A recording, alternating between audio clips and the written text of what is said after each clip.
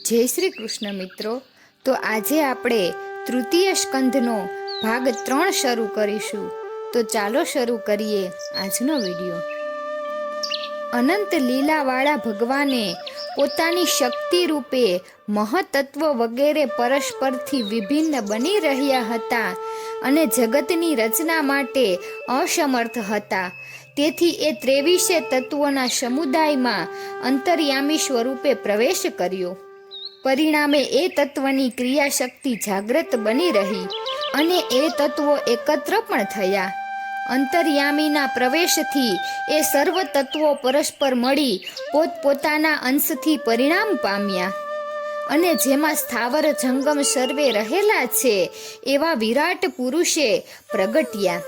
તેજોમય તે વિરાટ પુરુષે હજારો વર્ષ સુધી જીવોની સાથે જળમાં વાસ કર્યો. એ વિરાટ પુરુષ જ્ઞાન શક્તિ, ક્રિયા શક્તિ અને આત્મશક્તિથી યુક્ત હોવાથી પોતે જ પોતાની જ્ઞાન શક્તિથી ચૈતન્ય સ્વરૂપે એક પ્રકારના થયા. ક્રિયા શક્તિથી પ્રાણ, અપાન, સમાન, ઉદાન, વ્યાન, નાગ, કુર્મ, કૃકલ, દેવદત્ત અને ધનંજય એવા 10 પ્રકારના પ્રાણ રૂપે થયા અને આત્મશક્તિ અર્થાત ભોગતૃ શક્તિથી અધ્યાત્મ, અધિદેવ અને અધિભૂત એમ 3 પ્રકારના થયા. એ વિરાટ પુરુષ પ્રાણી માત્રના આત્મા પરમાત્માના અંશરૂપ એમનો પ્રથમ અવતાર છે. એ પછી ભગવાનની દ્રષ્ટિના વિષય થયેલા એ વિરાટ પુરુષમાં સૂર્ય આદિના કેટલાક સ્થાનો થયા. દ્વિતીય સ્કંધના 6 અધ્યાયમાં વિરાટ પુરુષની વિભૂતિના રૂપમાં એ સ્થાનો પુરુષ સૂક્તના આધારે સર્વ નિર્ણય રૂપમાં વર્ણવાયા છે. તે અહીં મૈત્રેય મુનિ દ્વારા વર્ણવાય છે. મૈત્રેયે કહ્યું કે એ વિરાટ પુરુષને પ્રથમ મુખ થયું અને એમાં અગ્નિએ વાણી સાથે પ્રવેશ કર્યો. એ વાણી વડે જીવ શબ્દોચ્ચાર કરી શકે છે. પછી તાળવું થયું, એમાં વરુણ દેવે જીવા સાથે પ્રવેશ કર્યો. એથી જીવ રસાસ્વાદ કરી શકે છે. પછી 2 નશ્કોરા થયા, એમાં અશ્વિની કુમારો ધ્રાણ શક્તિ સાથે વસ્યા અને એથી જીવને ગંધનું જ્ઞાન થયું. પછી એમને 2 નેત્રો થયા, એમાં ચક્ષુ ઇન્દ્રિય સાથે સૂર્ય પ્રવેશ કર્યો અને એથી જીવને રૂપોનું જ્ઞાન થયું છે. પછી ત્વચા ઉત્પન્ન થઈ, એમાં વાયુએ પ્રાણ શક્તિ સાથે પ્રવેશ કર્યો અને એથી જીવને સ્પર્શનું જ્ઞાન થયું. પછી 2 કાન ઉત્પન્ન થયા, તેમાં દિશાઓએ સ્ત્રોત શક્તિ સાથે પ્રવેશ કરતા જીવ સાંભળી શકે છે. પછી એ વિરાટ પુરુષને ચામડી રૂપ ત્વચા ઉત્પન્ન થઈ, એમાં ઔષધિઓએ એમના અંશ સાથે પ્રવેશ કર્યો. એથી જીવને ચામડીની વિકૃતિનો અનુભવ થાય છે. પછી એ વિરાટ પુરુષને 2 હાથ ઉત્પન્ન થયા, એમાં ઇન્દ્રે પ્રવેશ કર્યો એટલે જીવ આજીવિકા ચલાવી શકે છે.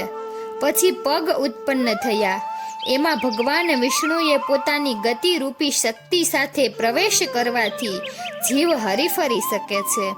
પછી બુદ્ધિ તત્વ ઉત્પન્ન થયું, એમાં બૃહસ્પતિએ જ્ઞાન શક્તિ સાથે પ્રવેશ કરવાથી જીવને જાણવા યોગ્ય વિષયોનું જ્ઞાન થાય છે. ત્યાર પછી હૃદય ઉત્પન્ન થયું, તેમાં ચંદ્રે મન સાથે પ્રવેશ કર્યો અને એથી જીવ સંકલ્પ વિકલ્પ કરી શકે છે. પછી એ વિરાટ જીવ અહંભાવ સાથે ક્રિયા કરી શકે છે. પછી ચિત્ત સ્થાન થયું, એમાં ચેતન શક્તિ સાથે બ્રહ્માએ પ્રવેશ કર્યો. એથી જીવ વિજ્ઞાન પ્રાપ્ત કરી શકે છે. એ પછી મસ્તકમાંથી સ્વર્ગ, ચરણમાંથી પૃથ્વી અને નાભીમાંથી આકાશ ઉત્પન્ન થયા. એમાં 3 ગુણોના પરિણામ રૂપ દેવો, મનુષ્યો વગેરે દેખાય છે. સત્વગુણની અધિકતાથી દેવો સ્વર્ગમાં વસ્યા. મનુષ્યો અને તેના સાધન રૂપ ગાય, ઘોડો વગેરે પ્રાણીઓ રજોગુણી હોવાથી પૃથ્વી ઉપર વસ્યા તથા ભૂત પ્રેતાદિ તમોગુણને લીધે અંતરિક્ષમાં રહ્યા. હે વિદુર, એ વિરાટ પુરુષના મુખમાંથી વેદો અને બ્રાહ્મણો થયા. બાહુમાંથી પ્રજાના રક્ષકો ક્ષત્રિયો થયા. સાથળમાંથી ઉદ્યોગો, ખેતી અને વૈશ્યો ઉત્પન્ન થયા અને ચરણમાંથી શૂદ્રોની ઉત્પત્તિ થઈ. એમની સેવા વૃત્તિ દ્વારા શૂદ્રો ભગવાનને પ્રસન્ન કરે છે. હે વિદુરજી, આ વિરાટ ભગવાનનું સંપૂર્ણ વર્ણન તો કોઈ પણ કરી શકે એમ નથી. મારી વાણીને પવિત્ર કરવા ગુરુના મુખથી જે સાંભળ્યું છે તે યથાશક્તિ શ્રી હરિની કીર્તિ હું તમને કહીશ. ભગવાનની કથા સાંભળવી એમાં જ કાનની સાર્થકતા છે. ભગવાનનો મહિમા તો અપાર છે. એવા ભગવાનને નમસ્કાર, વારંવાર નમસ્કાર. આ પ્રમાણે બોલતા મૈત્રેયને પોતાની વાણીથી પ્રસન્ન કરતા હોય એમ વ્યાસના વિદ્વાન પુત્ર વિદુરજી પૂછવા લાગ્યા. હે બ્રહ્મન, ભગવાન ચૈતન્ય રૂપ, અવિકારી અને નિર્ગુણ કહેવાય છે, તેમ સાકાર પણ કહેવાયા છે.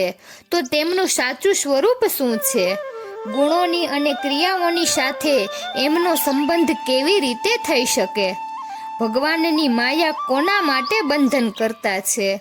જીવ જો પરમાત્માનું જ સ્વરૂપ છે તો તેનો અવિદ્યા સાથે કેવી રીતે સંબંધ હોઈ શકે? હે વિદ્વાન મૈત્રેય, હે સમર્થ મુનિ, મારું આવું અજ્ઞાન આપ દૂર કરો. તત્વના જિજ્ઞાસુ એવા વિદુરને આમ બોલતા જોઈ સ્મિત કરીને ભગવાનમાં ચિત્તવાળા મુનિ મૈત્રેય કહેવા લાગ્યા.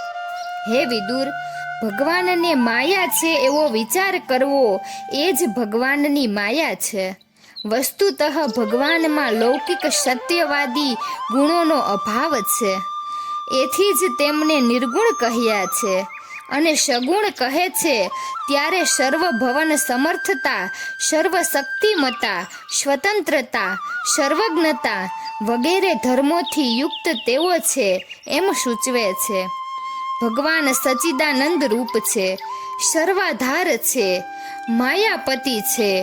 લૌકિક કોઈ પણ યુક્તિ એમને પહોંચી શકતી નથી. તેથી તો તેમને અનેક વિરુદ્ધ ધર્મોના આશ્રય રૂપ પણ કહ્યા છે. આ રીતે પરમ બ્રહ્મ પરમાત્મા નિર્ધર્મક છે છતાં સધર્મક છે, નિરાકાર છતાં સાકાર છે, નિર્ગુણ છતાં સગુણ છે, અવિભક્ત હોવા છતાં ઈચ્છા માત્રથી વિભક્ત હોવાનો અનુભવ કરાવે છે, આત્મારામ છતાં રમણ કરે છે, સ્વવશ છતાં ભક્તવશ્ય પણ છે. જીવાત્માએ ભગવાનનો સનાતન અંશ છે. એ મહાન પરમાત્માથી બધા પ્રાણ, બધા લોક, બધા જ જીવાત્માઓ પ્રગટ થયેલા છે.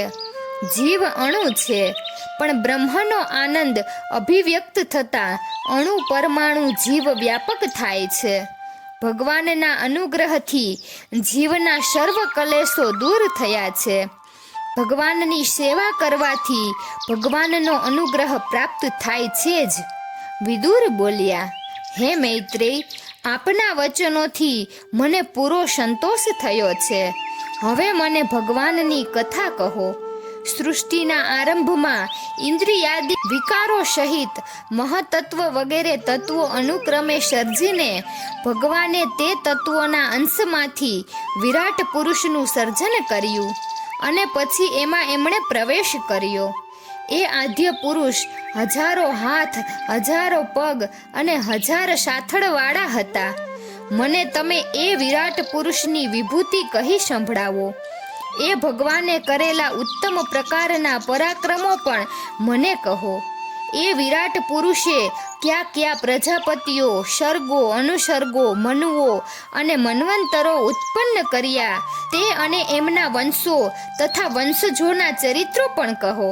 તિર્યચો, મનુષ્યો, દેવો, સર્પો, પક્ષીઓ અને જરાયુ, સ્વદેજ, અંડજ તથા ઉદ્ભીજ પ્રાણીઓના સૃષ્ટિ વિભાગોથી પણ મને માહિતગાર કરો.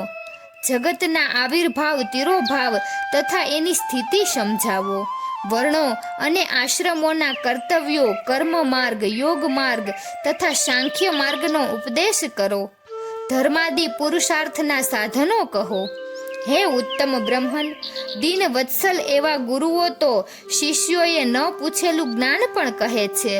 શ્રી હરિની લીલાઓ જાણવાની ઈચ્છાથી જ હું બધું પૂછી રહ્યો છું. તો હે નિર્દોષ મુનિવર, અજ્ઞાની એવા મારા તમે ઉત્તમ મિત્ર છો. વેદો વગેરે સર્વનો તત્વોપદેશ મને પ્રદાન કરો. શ્રી સુખદેવજી બોલ્યા, શ્રેષ્ઠ કુરુ એવા વિદુરની આવા બધા વિષયો અંગેની જિજ્ઞાસાથી મૈત્રેય ખૂબ પ્રસન્ન બની રહ્યા અને પછી હાસ્યપૂર્વક કહેવા લાગ્યા, હે વિદુર, મનુષ્યોના દુઃખો દૂર કરવા માટે મહાપુરુષ એવા ભગવાનની કથા હું કહીશ. તમે તો સ્વયં ધર્મનો અવતાર છો. પરમાત્માની સમગ્ર કથા તમને કહેવામાં મને ખૂબ આનંદ આવશે. આ પુરાણ સાક્ષાત ભગવાન શંકરસણે સનત કુમારોને કહ્યું હતું. સનત કુમારોએ આ ભાગવત સાંખ્યન ઋષિને સંભળાવ્યું. સાંખ્યનને મારા ગુરુ પરાશરને અને બૃહસ્પતિને સંભળાવ્યું હતું. પછી દયાળુ એવા પરાશરે મને કહ્યું છે, જે હું તમને કહું છું. તો મિત્રો, અહીં તૃતીય સ્કંદનો ભાગ 3 પૂર્ણ થાય છે. તો મિત્રો, તમને આ વિડીયો કેવો લાગ્યો જરૂરથી કમેન્ટ કરજો, અને જો સારો લાગ્યો હોય તો વિડીયોને લાઈક અને શેર કરજો, અને અમારી ચેનલને સબસ્ક્રાઈબ કરજો. વિડીયો અંત સુધી જોવા બદલ ખૂબ ખૂબ આભાર. જય શ્રી કૃષ્ણ, જય દ્વારકાધીશ.